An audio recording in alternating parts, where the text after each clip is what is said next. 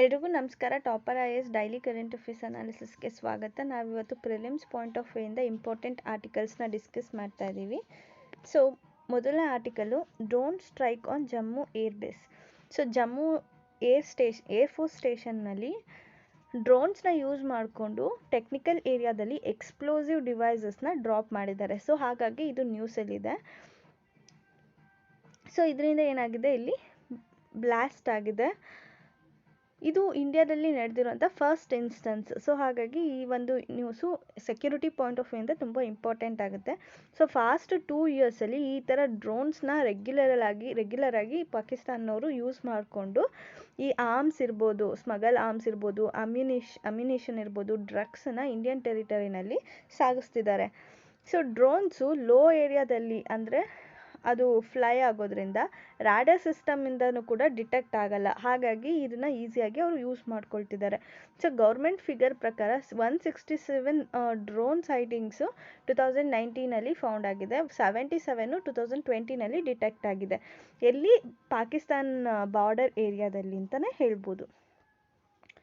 Next article ಬಂದರೆ India Greece seek respect for territorial integrity. India ಮತ್ತು Greece territorial ಇಂಟಿಗ್ರಿಟಿಗೆ respect ಮಾಡಬೇಕು ಅಂತ ಹೇಳ್ತಿದ್ದಾರೆ. ಅಂದರೆ ಇಂಡಿಯಾ ಮತ್ತು ಗ್ರೀಸು ಡಿಸ್ಕಷನ್ ಮಾಡ್ತಿದ್ದಾರೆ. ಯಾವುದ್ರ ಬಗ್ಗೆ ಅಂದರೆ ಸಿಪ್ರಸ್ ಇಲ್ಲಿ ನಡೀತಾ ಇರೋವಂಥ ಸಿಪ್ರಸ್ ಅಂದರೆ ಇದೊಂದು ಐಲ್ಯಾಂಡ್ ಕಂಟ್ರಿ. ಮೆಡಿಟೇರಿಯನ್ ಓಷನಲ್ಲಿ ಮೆಡಿಟೇರಿಯನ್ ಸೀನಲ್ಲಿ ನಾವು ಇದನ್ನು ಅಬ್ಸರ್ವ್ ಮಾಡ್ಬೋದು. ಈಸ್ಟರ್ನ್ ಮೆಡಿಟೇರಿಯನಲ್ಲಿ ಇದು ಸಿಚುವೇಟ್ ಆಗಿದೆ. ಸೊ ಈ ಒಂದು ಸಿಪ್ರಸ್ ಕಂಟ್ರಿ ಬಗ್ಗೆ ಡಿಸ್ಕಸ್ ಮಾಡ್ತಿದ್ದಾರೆ ಇಂಡಿಯಾ ಮತ್ತು ಗ್ರೀಸು. ಸೊ ಅಂದರೆ ಈ ಟೆರಿಟೋರಿಯಲ್ ಇಂಟೆಗ್ರಿಟಿ ತುಂಬ ಇಂಪಾರ್ಟೆಂಟು. ಈ ಪ್ರತಿಯೊಂದು ಕಂಟ್ರಿದು ಟೆರಿಟೋರಿಯಲ್ ಇಂಟಿಗ್ರಿಟಿನ ರೆಸ್ಪೆಕ್ಟ್ ಮಾಡಬೇಕಂತ ಇವರು ಡಿಸ್ಕಸ್ ಮಾಡ್ತಿದ್ದಾರೆ. So ministry of external affairs ಏನಂತ ಹೇಳ್ತಿದ್ದಾರೆ ಅಂದರೆ ಸೋವರ್ನಿಟಿ ಮತ್ತು ಇಂಟಿಗ್ರಿಟಿ ಆಫ್ ಕಂಟ್ರಿನ ರೆಸ್ಪೆಕ್ಟ್ ಮಾಡಬೇಕು. ಸೊ ಎಲ್ಲ ಇಂಟರ್ನ್ಯಾಷನಲ್ ಕಮ್ಯುನಿಟಿಯವರು ಎಲ್ಲ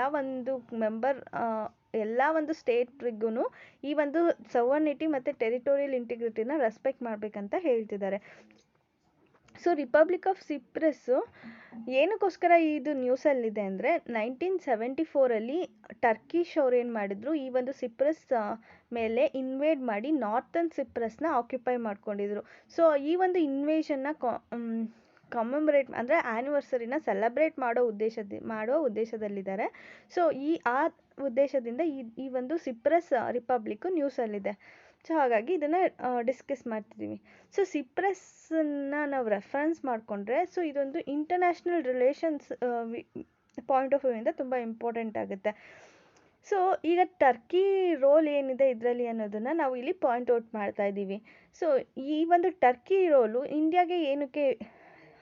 ಇಂಡಿಯಾಗೆ ಹೇಗೆ ರಿಲೆವೆಂಟ್ ಆಗಿದೆ, ಈ ಇಶ್ಯೂಸ್ ಬಗ್ಗೆ ಇಂಡಿಯಾ ಯಾಕೆ ಕಮೆಂಟ್ ಮಾಡ್ತಿದೆ ಅನ್ನೋದು ತುಂಬ ಇಂಪಾರ್ಟೆಂಟ್ ಆಗುತ್ತೆ. ನಮಗೆ ಗೊತ್ತಿದೆ. ಸೊ ಜಮ್ಮು ಆ್ಯಂಡ್ ಕಾಶ್ಮೀರ್ ವಿಷಯದಲ್ಲಿ ಇಂಡಿಯಾ ಮತ್ತು ಪಾಕಿಸ್ತಾನ್ಗೆ ತುಂಬ ವೈಲೆನ್ಸ್ ಆ್ಯಕ್ಟಿವಿಟೀಸ್ ನಡೀತಾನೆ ಇರುತ್ತೆ. ಸೊ ಈ ಟರ್ಕಿ ಯಾವಾಗೂ ಪಾಕಿಸ್ತಾನ್ ಸೈಡಲ್ಲಿ ಸ್ಟ್ಯಾಂಡ್ಸ್ನ ತಗೊಳುತ್ತೆ. ಈ ಕಾಶ್ಮೀರ್ ಇಶ್ಯೂಸ್ ಏನಿದೆ ಆ ಒಂದು ಇಶ್ಯೂಸಲ್ಲಿ ಪಾಕಿಸ್ತಾನ್ ಫೇವರಾಗೇ ಯಾವಾಗೂ ಸಪೋರ್ಟ್ ಮಾಡ್ತಾ ಇರುತ್ತೆ. ಸೊ ಆ ಒಂದು ಹಿನ್ನೆಲೆಯಲ್ಲಿ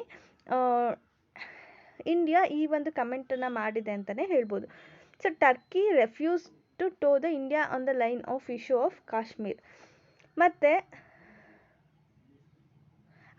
ಅಫ್ಘಾನಿಸ್ತಾನಲ್ಲಿ ಏನು ಪ್ರಾಬ್ಲಮ್ಸ್ ಆಗ್ತಿದೆ ಆ ಒಂದು ಎಮರ್ಜಿಂಗ್ ಸಿಚುವೇಶನ್ನ ಮ್ಯಾನೇಜ್ ಮಾಡೋದ್ರಲ್ಲಿ ಕೂಡ ಟರ್ಕಿ ಒಂದು ಮೇನ್ USA ವಿತ್ಡ್ರಾ ಮಾಡ್ಕೊಂಡ್ಮೇಲೆ ಟರ್ಕಿ ಮೇನ್ ಪವರ್ ಆಗಿ ಎಮರ್ಜ್ ಆಗಿದೆ. ಇದಾದಮೇಲೆ ಪಾಕಿಸ್ತಾನ್ ಇಶ್ಯೂದಲ್ಲಿ ಕೂಡ ಏನು ಸ್ಟ್ರಾಂಗ್ ಪ್ರೊಟೆಸ್ಟ್ ನಡೀತಿದೆ ಕಾಶ್ಮೀರಿಗೋಸ್ಕರ, ಅದಕ್ಕೂ ಕೂಡ ಈ ಒಂದು ಟರ್ಕಿ ಸಪೋರ್ಟ್ ಮಾಡ್ತಿದೆ. ಸೊ ಈ ಒಂದು 3 ಲೈನ್ಸಲ್ಲಿ ಏನು ಮಾಡ್ತಿದೆ, ಇಂಡಿಯಾ ಟರ್ಕಿ ಮೇಲೆ ಕಮೆಂಟ್ ಮಾಡ್ತಿದೆ ಅಂತಲೇ ಹೇಳ್ಬೋದು ಸಿಪ್ರಸ್ಸಿಗೆ ಸಪೋರ್ಟ್ ಮಾಡಿಕೊಂಡು. ಸೊ ನಾವು ಸಿಪ್ರಸ್ ಬಗ್ಗೆ ಕೆಲವು ಪಾಯಿಂಟನ್ನು ತಿಳ್ಕೊಳ್ಬೇಕು. ಪ್ರಿಲಿಮ್ಸ್ ಪಾಯಿಂಟ್ ಆಫ್ ವ್ಯೂಯಿಂದ ಸಿಪ್ರಸ್ದು ಎಲ್ಲಿ ಲೊಕೇಟ್ ಆಗಿದೆ ಅನ್ನೋದು ತುಂಬ ಇಂಪಾರ್ಟೆಂಟು. ಸೊ ಇದು ಈಸ್ಟರ್ನ್ ಪಾರ್ಟಲ್ಲಿ ಲೊಕೇಟ್ ಆಗಿದೆ, ಈಸ್ಟರ್ನ್ ಪಾರ್ಟ್ ಆಫ್ ಮೆಡಿಟೇರಿಯನ್ ಸೀನಲ್ಲಿ. ಸೊ ಇದ್ರದ್ದು ಕ್ಯಾಪಿಟಲ್ ಬಂದುಬಿಟ್ಟು ನಿಕೋಸಿಯಾ. ಸೊ ಇದ್ರದ್ದು ಸರೌಂಡಿಂಗ್ ಕಂಟ್ರೀಸು ನೀವು ಇಲ್ಲಿ ಅಬ್ಸರ್ವ್ ಮಾಡ್ಬೋದು. Greece, Turkey, Syria, Lebanon, Jordan, Israel, Egypt. So ಎಲ್ಲನೂ ಲ್ಯಾಂಡ್ ಬಾರ್ಡರ್ ಕಂಟ್ರೀಸೇ ಆಗಿದೆ. ಮತ್ತು ಇದು 3rd largest island in the Mediterranean C ಅಂತಲೇ ಹೇಳ್ಬೋದು. ಸೊ ಈ ಒಂದು ಸಿಪ್ರಸ್ ಇಶ್ಯೂ ಬಗ್ಗೆ ನಾವು ಇಲ್ಲಿ ಡಿಸ್ಕಸ್ ಮಾಡ್ತಾ ಇದ್ದೀವಿ.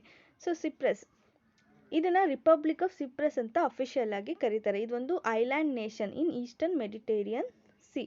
So third largest more populous island ಅಂತಲೇ ಹೇಳ್ಬೋದು ಮೆಡಿಟೇರಿಯನ್ ಸೀನಲ್ಲಿರುವಂಥದ್ದು. So major tourist destination of Mediterranean. So ಈ ಒಂದು ಡಿಸ್ಪ್ಯೂಟ್ ಯಾಕೆ ಆರಿಜಿನ್ ಆಯಿತು, ಈ ಸಿಪ್ರಸ್ ಪ್ರಾಬ್ಲಮ್ ಯಾಕೆ ಸ್ಟಾರ್ಟ್ ಆಯಿತು ಅಂತಂದರೆ, ಇದೊಂದು ಆನ್ಗೋಯಿಂಗ್ ಡಿಸ್ಪ್ಯೂಟು ಗ್ರೀಕ್ ಮತ್ತು ಟರ್ಕಿಶ್ ಸಿಪ್ರಿಯಾಟ್ಸ್ ಮಧ್ಯೆ ನಡೀತಾ ಇರುವಂಥ ಆನ್ಗೋಯಿಂಗ್ ಡಿಸ್ಪ್ಯೂಟು. ಸೊ ಇದು ಇವಾಗ ಸ್ಟಾರ್ಟ್ ಆಗಿರೋವಂಥದ್ದಲ್ಲ. ಈ ಒಂದು ಸಿಪ್ರಸ್ ಇಂಡಿಪೆಂಡೆನ್ಸ್ನ ಯಾವಾಗ ಪಡ್ಕೊಳ್ತು ಅಂದರೆ 1916 ಇದಕ್ಕೆ ಇಂಡಿಪೆಂಡೆನ್ಸ್ ಬರುತ್ತೆ. So the future of the island become matter of agreement between the two prominent ethnic communities. So ಈ ಒಂದು ಗ್ರೀಕ್ ಸಿಪ್ರಿಯಾಟ್ಸ್ ಮತ್ತು ಟರ್ಕಿಶ್ ಸಿಪ್ರಿಯಾಟ್ಸ್ ಏನಿದ್ದಾರೆ ಅವರಿಬ್ಬರ ಮಧ್ಯೆ ಇದು ಯಾವಾಗೂ ಡಿಸ್ಪ್ಯೂಟ್ಸ್ ನಡೀತಾನೆ ಇದೆ. 77% ಆಫ್ ದ ಪಾಪ್ಯುಲೇಷನ್ ಸಿಪ್ರಸ್ ಐಲ್ಯಾಂಡಲ್ಲಿ ಗ್ರೀಕ್ ಸಿಪ್ರಿಯಾಟ್ಸ್ ಇದ್ದಾರೆ ಮತ್ತು 18% ಟರ್ಕಿಶ್ ಸಿಪ್ರಿಯಾಟ್ಸ್ ಇದ್ದಾರೆ. 1974 ಟರ್ಕಿಶ್ ಮಿಲಿಟರಿ ಏನು ಮಾಡಿತು, ಇನ್ವೈಡ್ ಮಾಡಿ ನಾರ್ತನ್ ಪಾರ್ಟ್ಸ್ ಆಫ್ ಸಿಪ್ರಸ್ನ ಆಕ್ಯುಪೈ ಮಾಡ್ಕೊಳ್ಳುತ್ತೆ. ಸೊ ಯುನೈಟೆಡ್ ನೇಷನ್ನು ಇದನ್ನು ಬಫರ್ ಝೋನ್ ಅಂತ ಮೇಂಟೈನ್ ಮಾಡ್ತಿದೆ. ಸೊ ಅಂದರೆ ಗ್ರೀನ್ ಲೈನು ಏನಕ್ಕೋಸ್ಕರ ಅಂದರೆ ಇಂಟರ್ ಕಮ್ಯುನಲ್ ಟೆನ್ಷನ್ ಮತ್ತು ಹಾಸ್ಟಿಲಿಟಿನ ಅವಾಯ್ಡ್ ಮಾಡೋದಕ್ಕೋಸ್ಕರ ಈ ಒಂದು ಬಫರ್ ಲೈನ್ನ ಯುನೈಟೆಡ್ ನೇಷನ್ನು ಮೇಂಟೈನ್ ಮಾಡ್ತಿದೆ. ಈ ಒಂದು ಬಫರ್ ಝೋನ್ ಏನಿದೆ ಇದು ಸೌತರ್ನ್ ಏರಿಯಾ ಮತ್ತು ನಾರ್ತನ್ ಏರಿಯಾನ ಸಪ್ರೇಟ್ ಮಾಡ್ತಿದೆ. ಸೊ ಸೌತರ್ನ್ ಏರಿಯಾನ predominantly inhabited by Greek Cypriots, northern ಏರಿಯಾಸ್ನ ಟರ್ಕಿಶ್ ಸಿಪ್ರಿಯಾಟ್ಸು ಇನ್ಹ್ಯಾಬಿಟ್ ಮಾಡಿದ್ದಾರೆ. So this is the issue. ನೀವು ಇಲ್ಲಿ ನೋಡ್ಬೋದಲ್ವಾ, this is the location of the Cyprus. Remember the location and this country. So next ಆರ್ಟಿಕಲಿಗೆ ಬಂದರೆ expert opposes decision to open Corbett and Rajaji round the year. So ಅಂದರೆ ಏನು ಮಾಡ್ತಿದ್ದಾರೆ state government ಅವರು Corbett ಮತ್ತು ರಾಜಾಜಿ ಈ ಒಂದು ನ್ಯಾಷನಲ್ ಪಾರ್ಕ್ಸನ್ನು ಅಂದರೆ ಟೈಗರ್ ರಿಸರ್ವ್ಸ್ ಏನಿದೆ ಇದನ್ನು all over the year open ಮಾಡಬೇಕು, ಟೂರಿಸ್ಟಿಗೋಸ್ಕರ ವಿಸಿಟರ್ಸ್ಗೆ ಓಪನ್ ಮಾಡಬೇಕು ಅಂತ ಹೇಳಿ ಡಿಸೈಡ್ ಮಾಡಿದ್ದಾರೆ. ಸೊ ಆದರೆ ಈ ಎಕ್ಸ್ಪರ್ಟ್ಸ್ ಏನು ಮಾಡ್ತಿದ್ದಾರೆ ಉತ್ತರಾಖಂಡಲ್ಲಿ ಇದನ್ನು ಸ್ಟ್ರಾಂಗ್ ಆಗಿ ಅಪೋಸ್ ಮಾಡ್ತಿದ್ದಾರೆ ಈ ಒಂದು ಸ್ಟೇಟ್ ಗೌರ್ಮೆಂಟ್ ಡಿಸಿಷನ್ನ. ಏನಕ್ಕೋಸ್ಕರ ಅಂದರೆ ಆಲ್ ಅರೌಂಡ್ ದ ಇಯರು ಇದನ್ನು ಓಪನ್ ಮಾಡೋದ್ರಿಂದ ಇದನ್ನು ಅನಿಮಲ್ಸ್ನ ಎಕ್ಸ್ಪ್ಲಾಯ್ಟ್ ಮಾಡ್ದಂಗೆ ಆಗುತ್ತೆ. It will be cruelty to animals. Income ಜನ್ರೇಷನ್ಗೋಸ್ಕರ ಈ ಥರ ಕ್ರುಯಲ್ ನೇಚರ್ನ ತೋರಿಸ್ಬಾರ್ದು ಅಂತ ಹೇಳ್ತಿದ್ದಾರೆ. ಈ ಒಂದು 2 tiger reserves major parts located in Nayantal and Haridwar district respectively remain closed visitor for every year from June 30 to mid-November. So ಅಂದರೆ ಆಲ್ಮೋಸ್ಟ್ 5 months ಇದು close ಆಗಿರುತ್ತೆ ಎವ್ರಿ ಇಯರು. ಆದರೆ ಇದನ್ನು all over the year open ಮಾಡಬೇಕಂತ ಹೇಳ್ತಿದ್ದಾರೆ. So income ಜನ್ರೇಷನ್ಗೋಸ್ಕರ. But it is not good ಅಂತ experts ಹೇಳ್ತಿದ್ದಾರೆ. ಮತ್ತು ಇನ್ನೊಂದು ಥಿಂಗ್ ಏನಂದರೆ Corbett is the oldest tiger reserves ಅಂತಲೇ ಹೇಳ್ಬೋದು. ಸೊ ಹಾಗಾಗಿ ಇದು ತುಂಬ ಇಂಪಾರ್ಟೆಂಟ್ ಆಗುತ್ತೆ. ಇದ್ರ ಬಗ್ಗೆ ಪ್ರಿಲಿಮ್ಸಲ್ಲಿ ಕ್ವಶನ್ ಬರೋವಂಥ ಚಾನ್ಸಸ್ ಇರುತ್ತೆ.